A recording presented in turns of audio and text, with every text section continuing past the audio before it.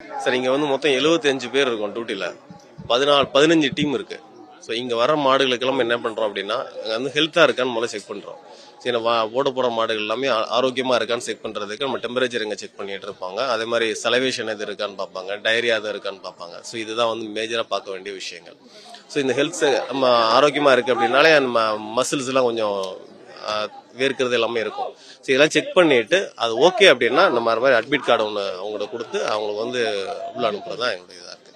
கிட்டத்தட்ட வந்து ஒரு ஸ்போர்ட்ஸ்மேன் மாதிரி கிரவுண்டை நோக்கி போகும்போது இவ்வளவு நாள் இருந்ததுக்கு அந்த கிரவுண்டை நோக்கி பார்க்கும்போது காலை எந்த மாதிரி இருக்கும் அந்த டெம்பரேச்சர் ஹெல்த் இதெல்லாம்?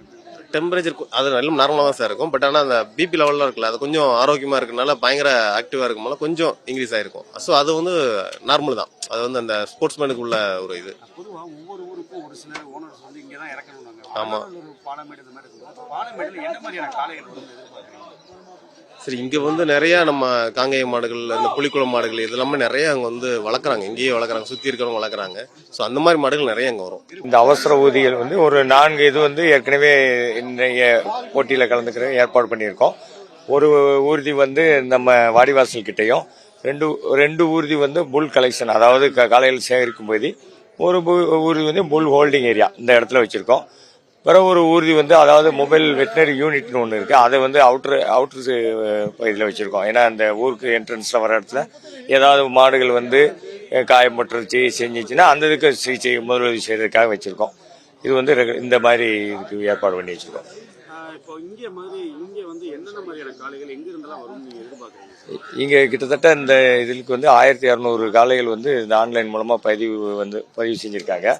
இது மதுரை சுற்றுப்புற முக்கியமான கிராமங்கள் இருந்து அனைத்தும் இந்த நிகழ்ச்சியில் கலந்துக்கொள்ள வராங்க. இதை தவிர்த்து சேலம், நாமக்கல் இது மாதிரி தூரத்தில் உள்ள ஊர்ல இருந்தும் நிறைய காளைகள் கலந்துகிட்டு இருக்கு. ஆமா, இது வந்து ஆமா இது இந்த பாலமேடுல நடக்கிறது எப்பவுமே பிரம்மாண்டமா நடக்கும்.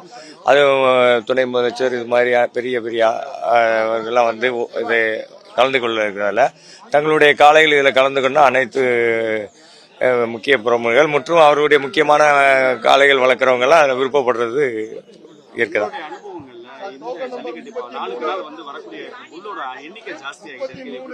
ஆமா, அதாவது இந்த நிகழ்ச்சியில வந்து கலந்துக்கிறது வந்து சில அந்த காளை வளர்ப்போர் வந்து ரொம்ப பெருமையா நினைச்சுக்கிறாங்க அவர்கள்.